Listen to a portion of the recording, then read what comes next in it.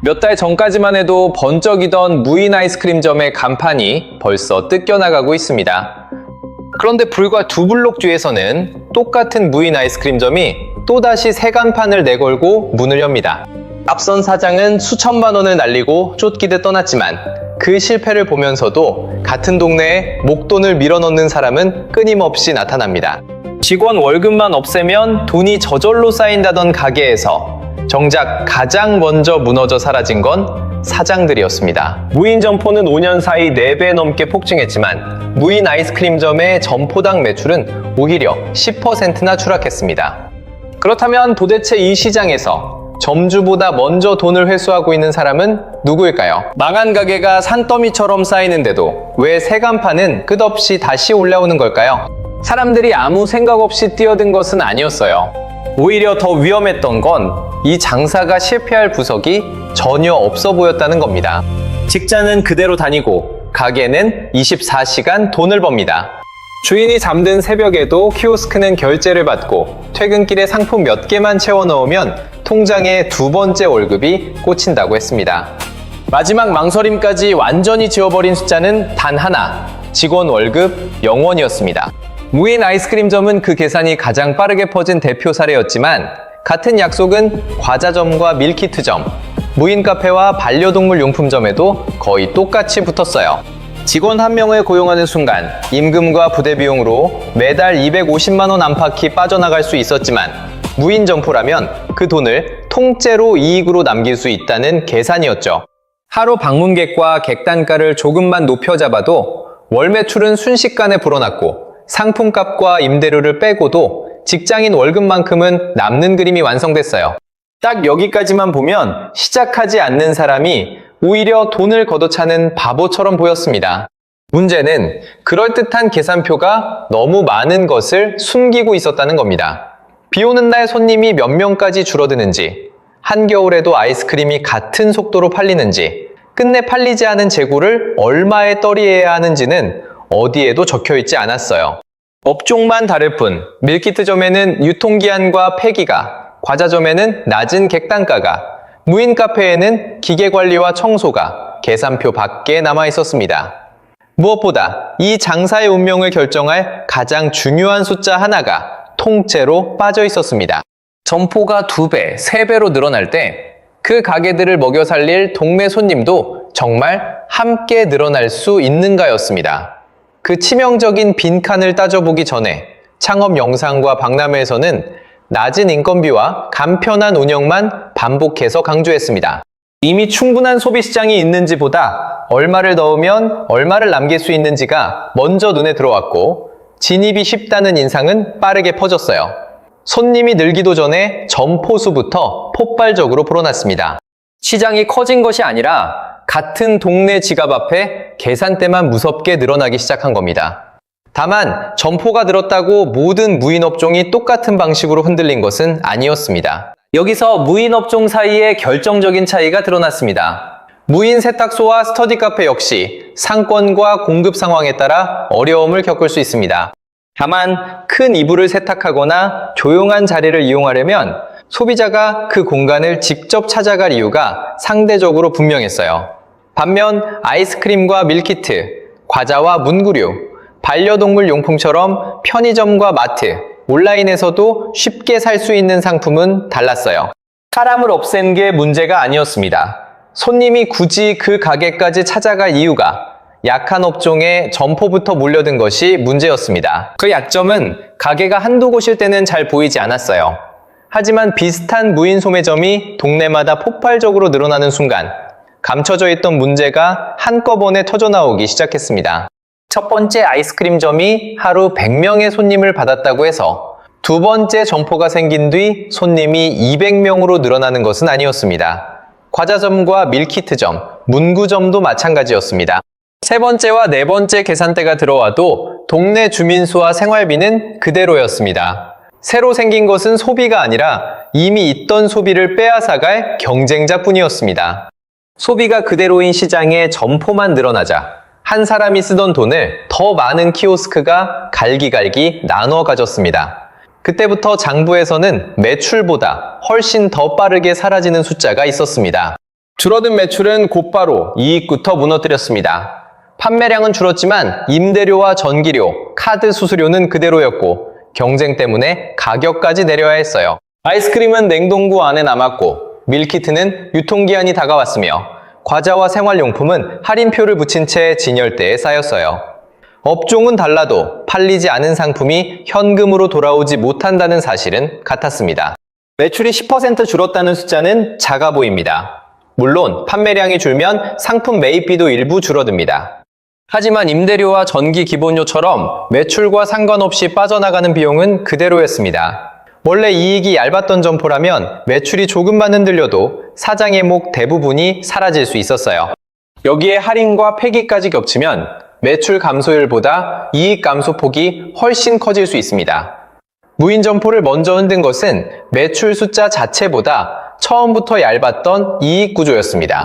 이 문제가 가장 먼저 선명한 숫자로 드러난 곳 중 하나가 무인 아이스크림점이었습니다.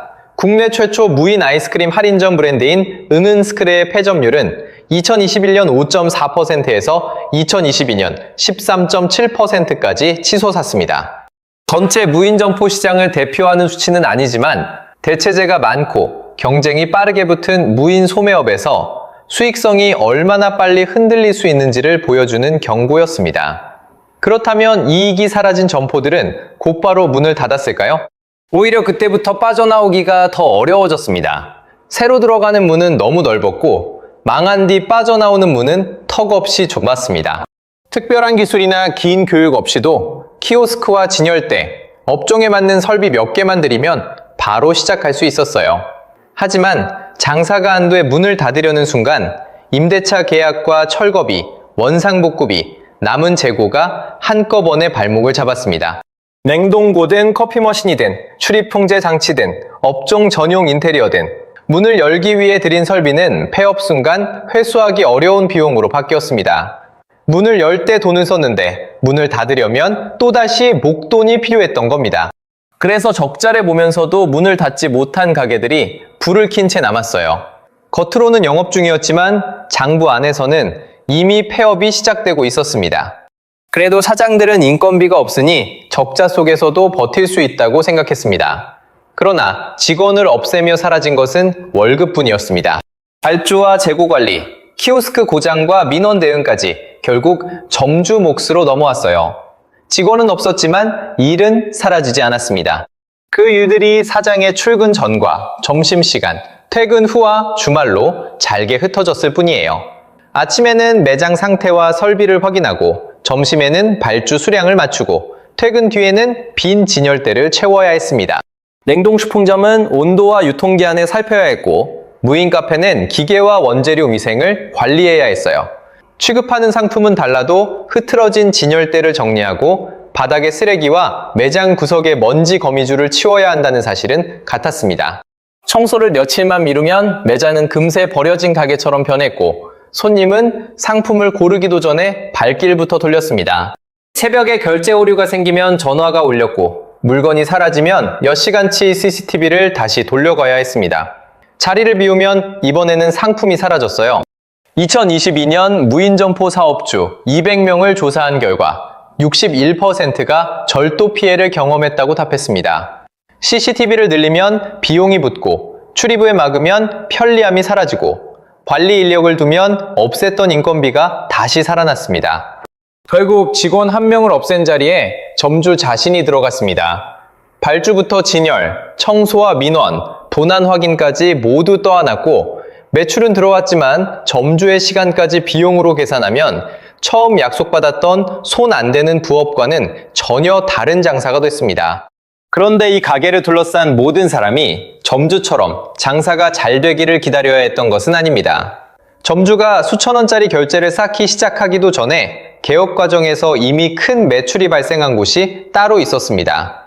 같은 점포를 두고도 돈을 회수하는 시간표는 완전히 달랐습니다. 이 시장에는 주민에게 상품을 파는 소매시장과 예비 점주에게 설비와 점포 개설 서비스를 파는 창업시장이 동시에 존재했습니다. 점주는 적은 마진을 오랜 기간 쌓아야 투자금을 회수했어요.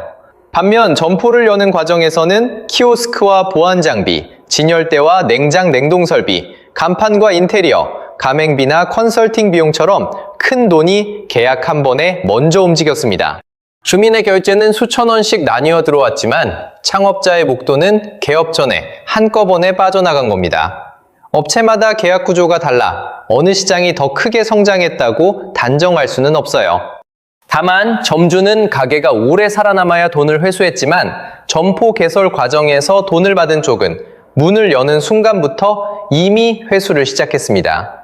그래서 매장이 오래 버티지 못하더라도 신규 개업이 반복되는 동안 설비와 인테리어를 둘러싼 거래는 계속 이어질 수 있었습니다. 여기까지라면 폐업이 늘어나는 순간 신규 창업도 멈춰야 정상입니다. 그런데 무인 점포에서는 폐업이 쌓이는 동안에도 새 간판이 계속 올라왔습니다. 그 이유는 문 닫은 매장 안에 그대로 남아 있었습니다. 사장이 사라져도 매장 안에는 키오스크와 CCTV, 전기 배선과 진열대, 업종별 설비가 그대로 남았어요. 냉동 설비가 남은 자리에는 밀키트점이나 냉동식품점이 들어왔고 일반 진열대가 남은 자리에는 과자점과 문구점, 생활용품점이 간판을 바꿔 달았습니다. 업종은 달라져도 다음 창업에 필요한 점포의 뼈대는 그대로 남아 있었던 겁니다. 보통 폐업은 과열된 시장을 멈추는 브레이크입니다. 그러나 무인 점포에서는 폐업으로 줄어든 공급이 오래 유지되지 않았습니다. 남겨진 설비와 점포가 다음 사람의 진입비를 낮추면서 빈자리가 새로운 무인 업종으로 빠르게 다시 채워졌기 때문입니다. 첫 번째 점주에게 설비와 인테리어는 되찾아야 할 투자금이었어요. 하지만 폐업을 결심한 순간부터 그것들은 하루라도 빨리 처분해야 할 짐으로 바뀌었습니다. 새 제품을 드릴 때 큰 돈이 들었지만 폐업을 서두르는 점주는 구입가보다 낮은 가격에라도 설비를 처분해야 하는 경우가 생겼습니다. 철거비와 원상복구비를 피하기 위해 설비를 그대로 넘기는 경우도 생겼습니다. 앞선 점주가 감수한 손실은 여기서 끝나지 않았습니다. 바로 그 손실이 다음 창업자에게는 초기 비용을 아낀 기회처럼 보였습니다. 권리금이 낮거나 없는 점포와 중고 설비, 이미 깔린 전기 배선과 키오스크가 한꺼번에 나오자 이전보다 적은 돈으로 다시 시작할 수 있었어요. 하지만 싸게 들어갈 수 있다는 사실이 앞선 가게를 망하게 했던 부족한 수요까지 바꿔주지는 못했습니다. 그래서 한 업종이 나간 자리에 다른 무인 업종이 들어오고 다시 간판만 바뀐 채 영업이 이어졌습니다. 점포 수가 바로 줄어든 것이 아니라 설비와 업종, 사장만 교체된 겁니다. 무인 점포에서는 한 사람의 몰락이 끝나는 순간 바로 그 자리에서 다음 사람의 창업이 시작됐습니다. 무인 점포가 보여준 것은 기술의 실패가 아니었습니다. 직원이 없다는 사실과 노동이 없다는 사실을 같은 것으로 착각했고 손님이 충분한지보다 얼마나 쉽게 열 수 있는지를 먼저 계산한 창업 공식의 실패에 가까웠습니다. 무인이라는 방식은 분명한 이용 목적과 충분한 수요가 있는 곳에서는 여전히 작동할 수 있습니다. 문제는 사람만 빼면 어떤 업종도 돈이 된다는 약속이었습니다. 결국 이 시장에서 끝까지 살아남은 것은 가게가 아니라 설비였을지도 모릅니다.